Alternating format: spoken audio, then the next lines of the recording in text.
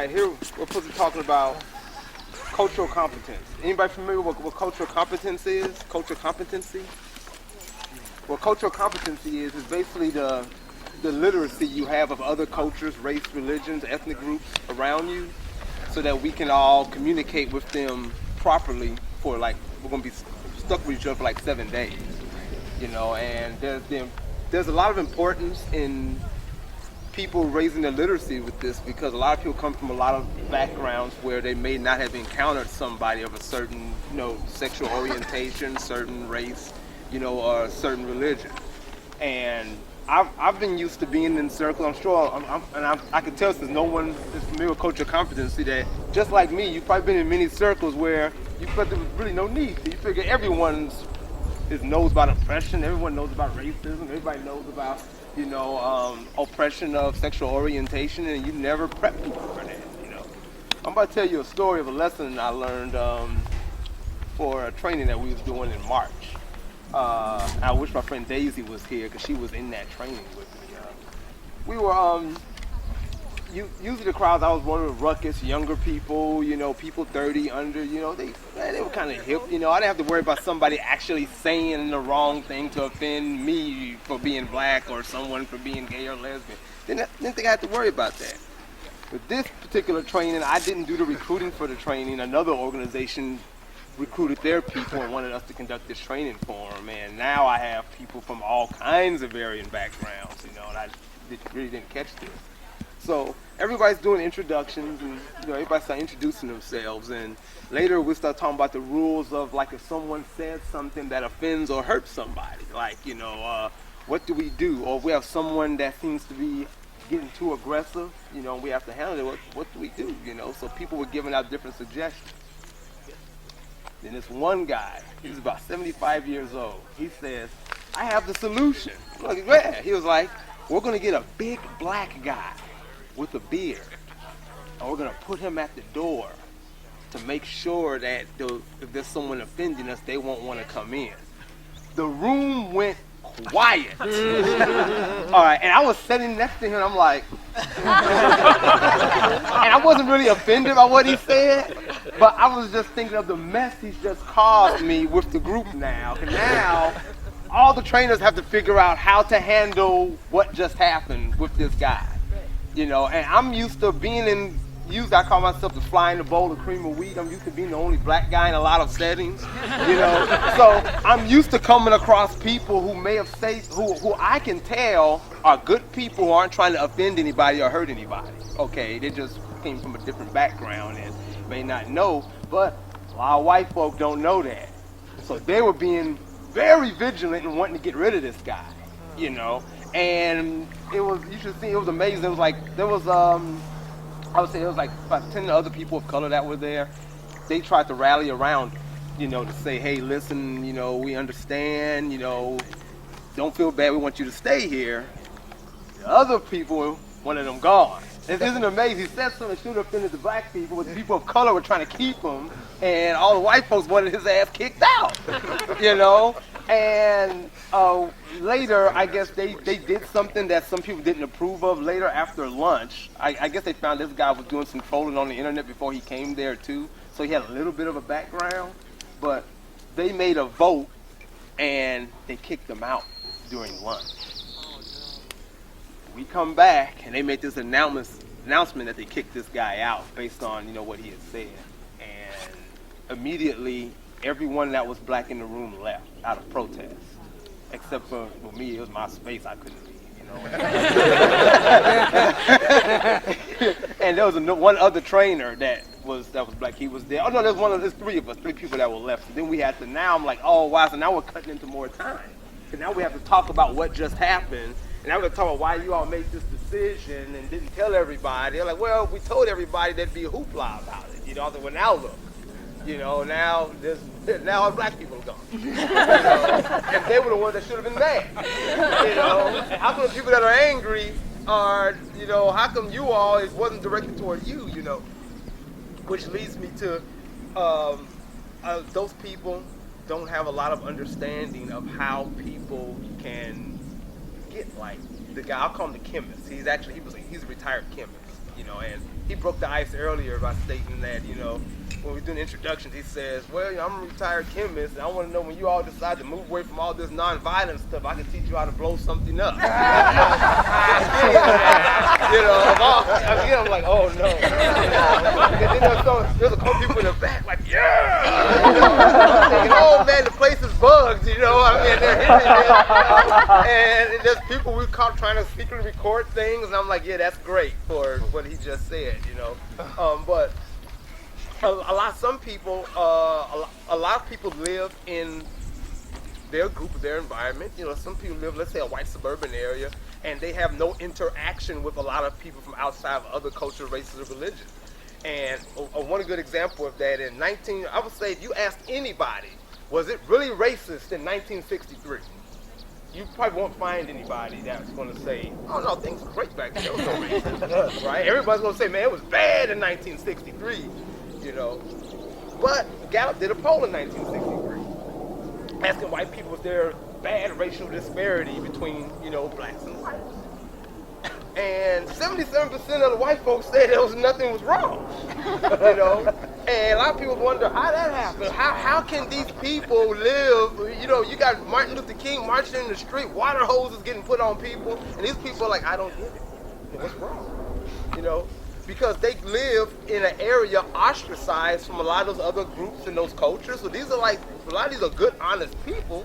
But if their worldview is they have a job, there's no violence, things are going great for them where they live at, then they come to think that this is the actual reality for everybody.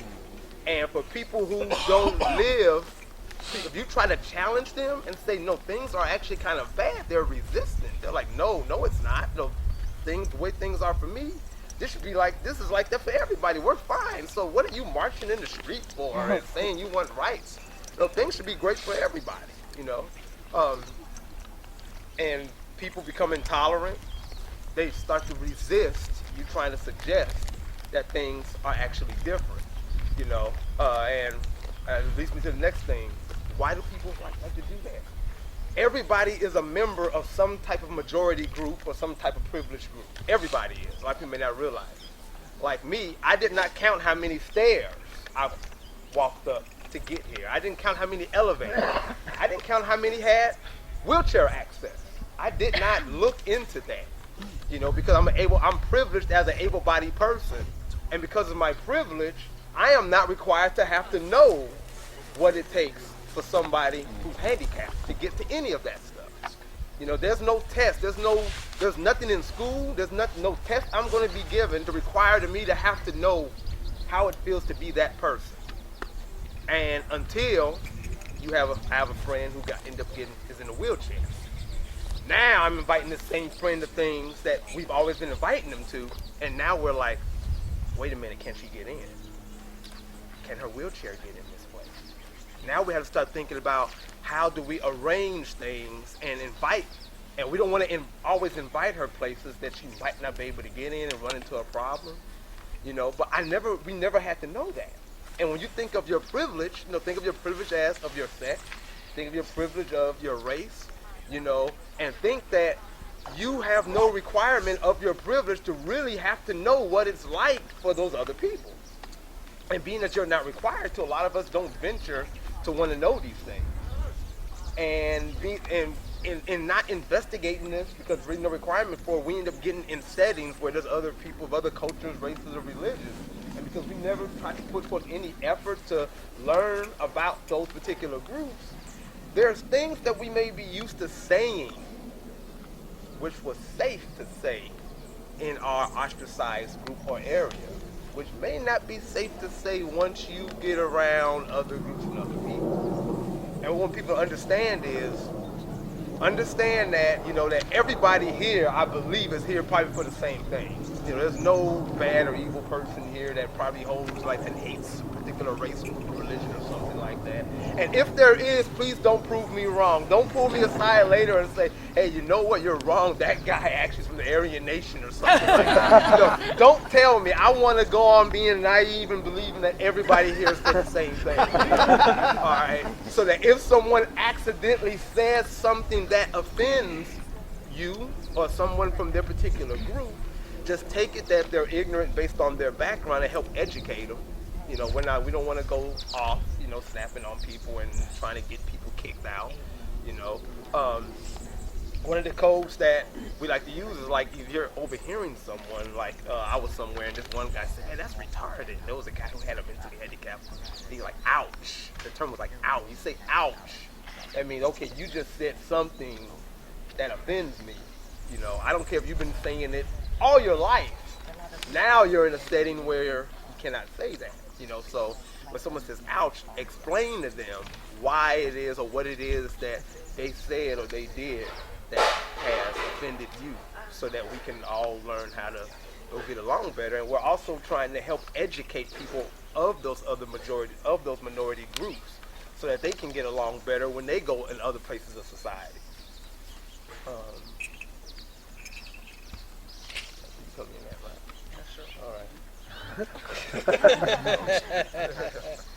I gotta read when Ahern and I were getting together and talking about this. He had this great quote. I was like, "Ahern, what is cultural competence?" And he said, "Being able to communicate with people of different cultures without pissing people off." I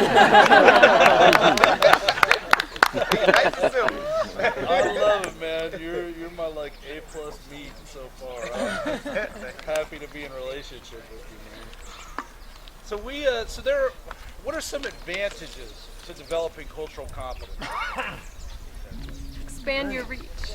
Expand your reach. Learning.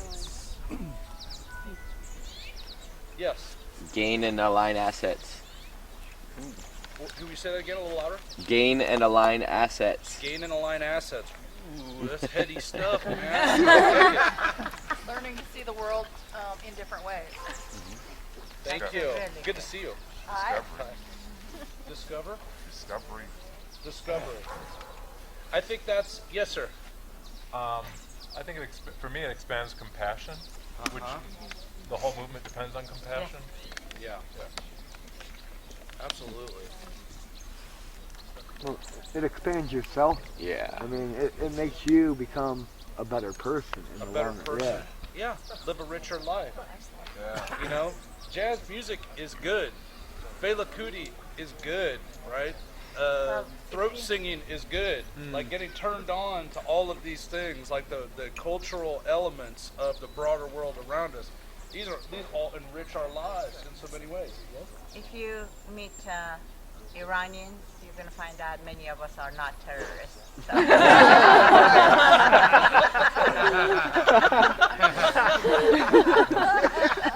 And how would we know that?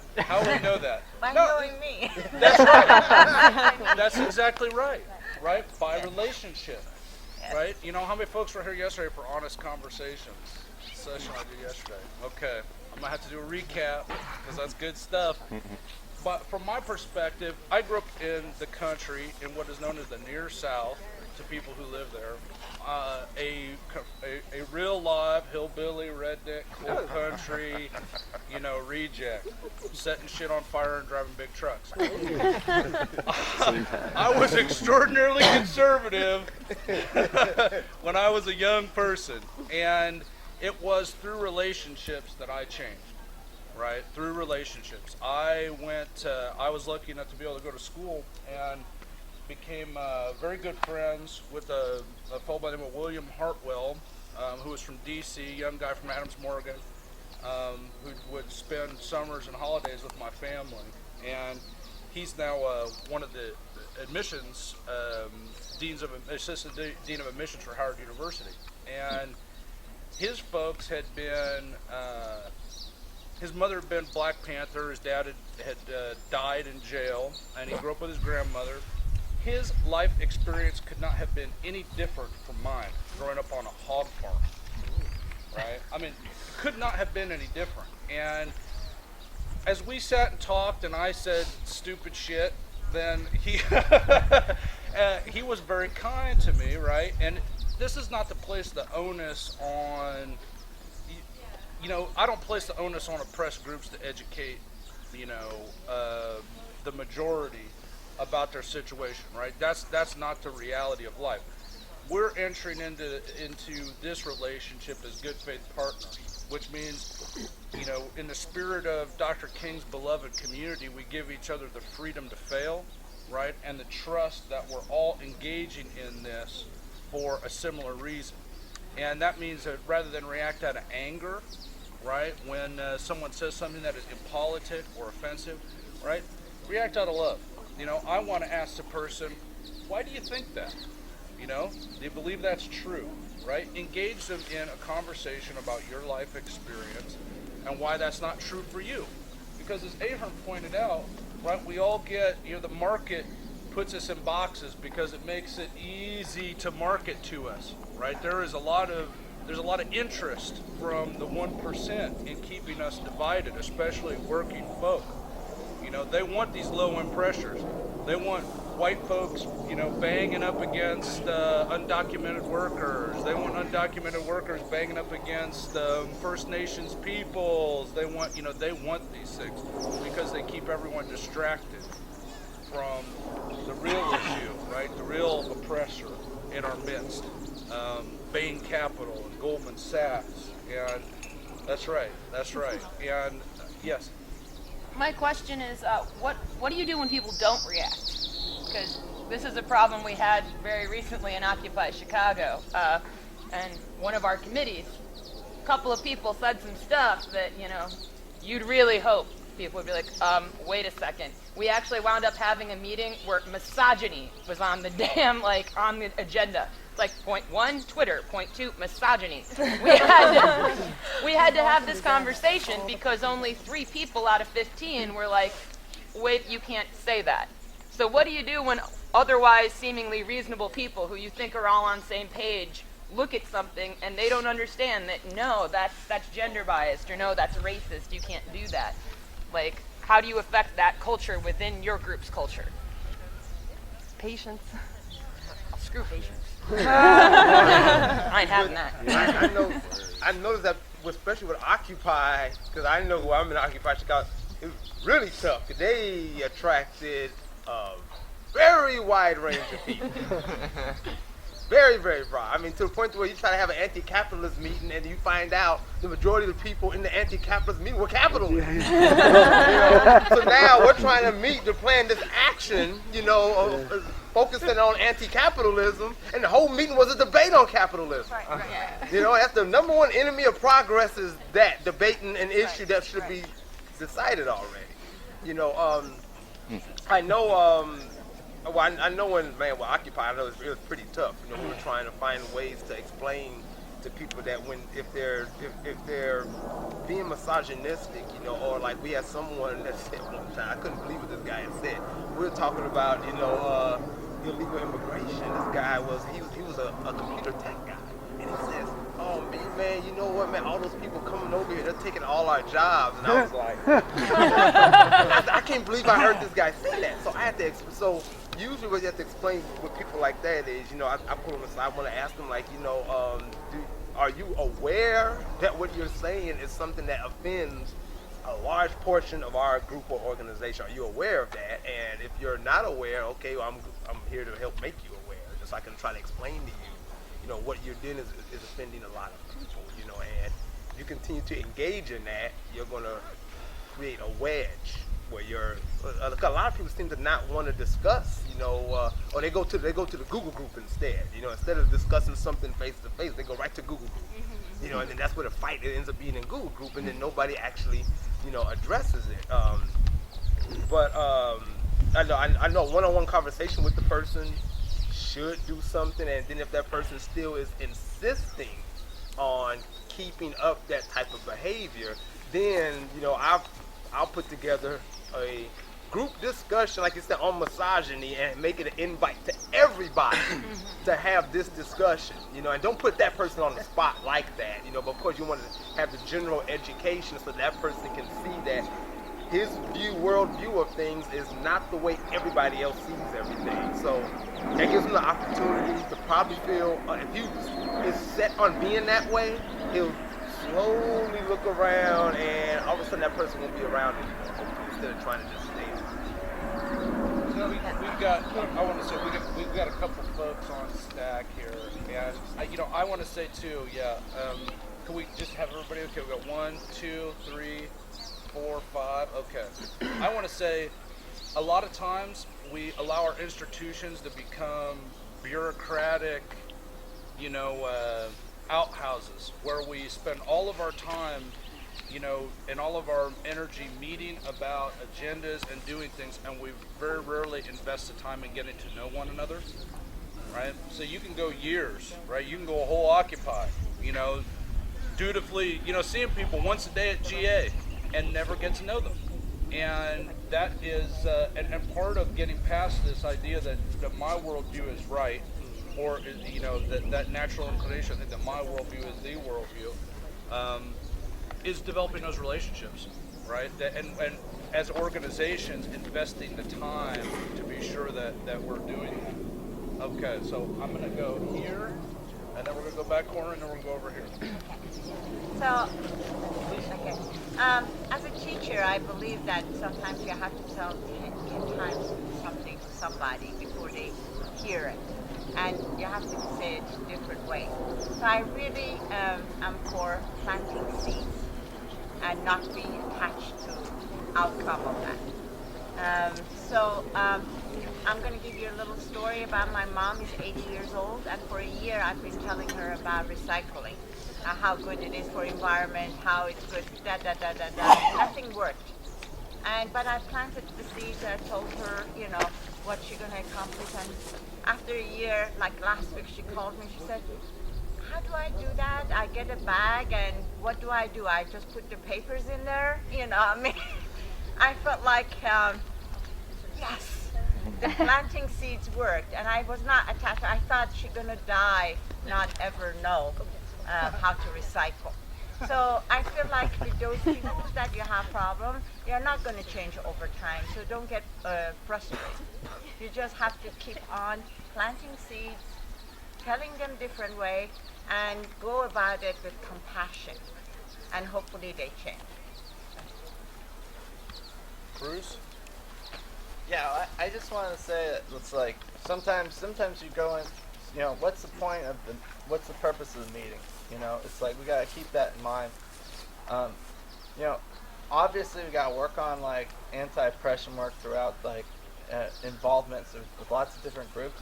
But sometimes you're having a meeting, and it's like we want to maintain focus on the meeting, and I feel like we have to, if we're in a situation, I've had, somebody says something bad at a meeting, and then the whole meeting, which was about something totally different, is all of a sudden just talking about this oppression, which is great. It's useful, but it's also like, well, when are we going to do the work? So one of the things that I'd like to see more of is just like, let's bring it up, and then let's let it go, and then let's organize meetings where that are just on that topic, because to me that allows the work to go forward, and people don't change with one conversation, like you were saying, it could take a lifetime. But we have to remember there's if they're in the room, we want them to stay in the room, because that gives us access to them, and we can't scare away people, because the majority of people in the United States aren't as trained. They haven't gone. We're not taught this stuff in school. We're not taught this stuff. We're taught this stuff through peer-to-peer education, and if they're not in the room with you, then there's no chance to educate them. Yes, we're just going to go around this way, if that's okay with both. So this kind of speaks to that comment, and also to your patience comment, which I think I feel a lot too, and also ties in with expecting oppressed people to do the work of educating other people about their own oppression. I think something that I like to do is find allies early on who are not necessarily experiencing the same form of oppression that I am. And as much as I hate to have a group that already has a respected voice continue to be the voice of authority, sometimes when I just run out of patience of dealing with that sort of shit, I go to my ally who might be more respected with that person who's bugging me or acting in an oppressive way. And it's on the one hand, it is really frustrating for me, because I'm like, damn it, they're only listening to that guy 'cause he's a guy, but he's my ally, and I don't want to deal with this shit right now. So. I want to piggyback on that. Yeah. And you're familiar with the guy Tim Wise? Tim Wise, he's really a brilliant anti-racist educator. He's a white guy. And he points out that he's been in 400 universities. And why do you think I've been in 400 universities when these people of color been saying the same thing I'm saying? Because the white guy, people are more accepting sometimes to hear that story from the actual white person. And I think sometimes people look at us, if we're part of a minority group, as a conflict of interest. Like if we're complaining about something, that like maybe, so a lot of people look at the person from the majority group and figure, well, if that person sees it, I know it's kind of offensive like that, but sometimes I just suck it up and just try to use their privilege, which is what we want people to do. Use your privilege to help the underprivileged for the same fight. I want to share that when I was part of Occupy Freedom Plaza, we had similar circumstance. I think a lot of the comments are really worthwhile when you're not in the midst of a GA, which I think that's what you're really expressing. Or that's what I heard from you. That we had this tension between wanting to stay on agenda and also not wanting people around the circle to think that that was acceptable by the group. So I feel that tension because I do like to accomplish the agenda, but I also don't want people to think this is who we're about.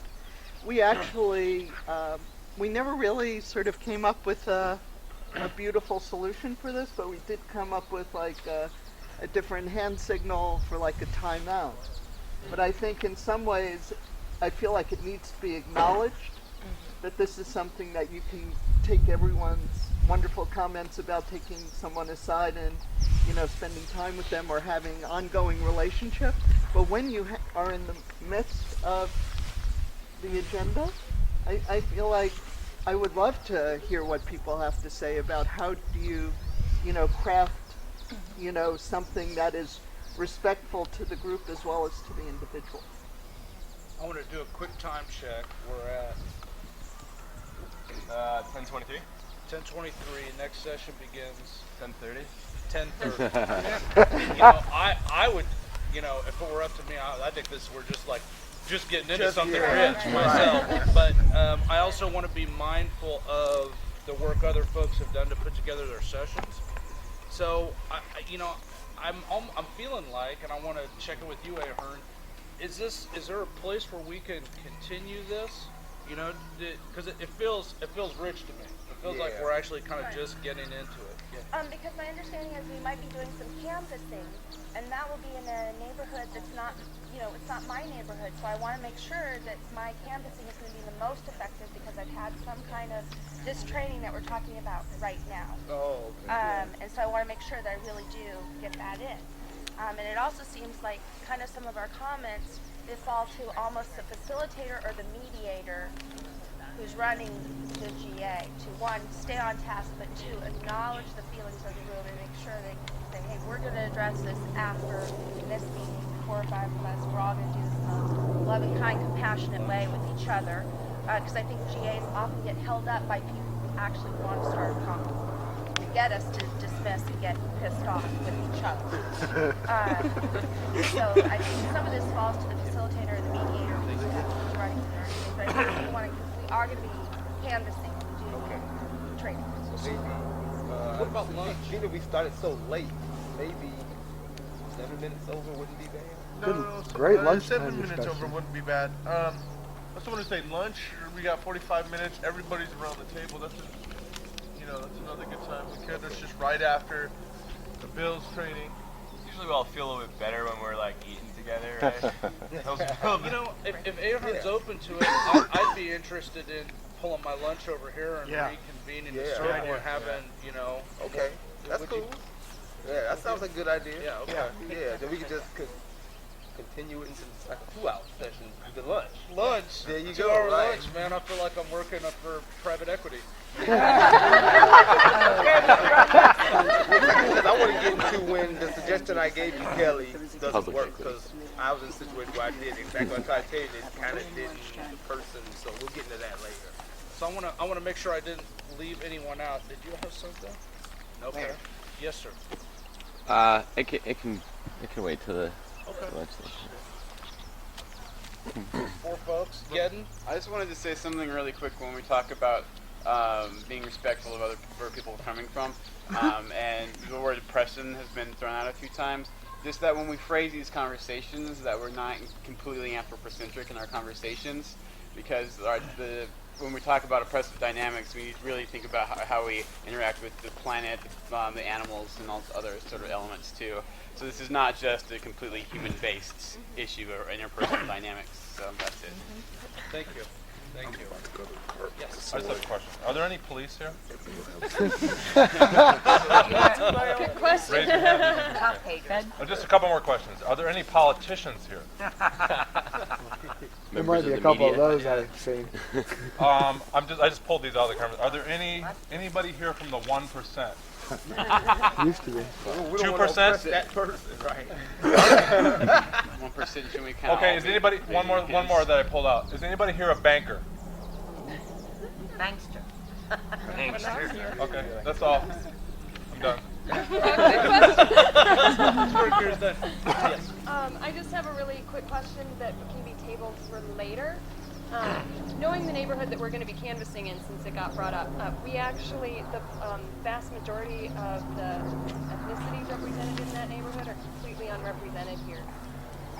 And I've been really concerned about that. I live close to there, and I don't represent my neighborhood. And so hopefully before Tuesday we can take some time to think about how we can be really sensitive without having anyone here to help educate us, unfortunately, about the way that their specific culture works. So, What kind of? it's highly Asian. A lot of, but it's a very mixed Asian, which is really interesting because, it'll be Chinese, Korean, Vietnamese. But I'm really worried about it because it's like if we send teams of canvassers up to their doors, they're going to be really intimidated. Oftentimes, whoever we're going to find at home oftentimes won't speak English. I mean, I don't know what the list looks like, so maybe it's not. But I just know that neighborhood that's Beacon Hill? Did you say Beacon Hill? Mm-hmm. Yeah. Well, let's talk more about that. Let's talk more about that. Yeah. And then I'm gonna take two more, and then we should probably wrap it. No, it's Bill's at 10:30 down at the big tent. All right. Don't scare the Yeah, I just wanted to make sure to put out there in response to some things that were said about staying on topic at meeting and not letting people derail the actual focus. When somebody, and I guess it depends on the severity of what's being done. As Ahern was saying, sometimes somebody just has a little slip and they don't know any better, and if you take a second to be like, hey, ouch, dude, that's the problem, what you did there, they might just think about it and be like, oh, you're right, I'm sorry, that was asinine. If somebody really comes after somebody in a way that's inappropriate, like what happened to me last week. This guy's like calling me, you're hostile, you have a problematic attitude. 2 people immediately pointed out, you would not have said that to her if I said the exact same thing. He's like, you would not have a problem with any of the men in this circle if they talked that way to you. It's like, she knows more about this than you do, and she speaks in an authoritative manner. So you're sitting here making her out to be a bitch. And, it was great to have those 2 people say, you know what, you can't do that. About 7 people in that circle who I have worked with day after day, who I feel like, I know these people, they're my friends, I got their back. They just sat there. Like, I think they just wanted to get through the meeting. In my mind, that's a huge mistake. Because if you want me to sit through that meeting, you act like you have some solidarity. You cannot expect the people who are getting the shaft to say, oh, right, let's stay on topic. Like, you can bash my ethnicity. You can come after me in a gender bias way, because it's the work that's important. Yeah, so it's all of us that are important. Let me piggyback on that real quick. As far as like sexism, gender bias, orientation bias, racism, it can only thrive if the people that engage in that get good practice at it. And if you don't have an environment to practice it at, you don't get good at it. You know, right? Meaning that so basically what she's saying, like when someone decides to act a certain way, or people just let it go, you're letting this person, engage in this behavior and letting them get good at engaging in this behavior. And when you say ouch, right away, you stop them. And then at that point we can kind of evaluate whether or not that person is intentional or just being ignorant.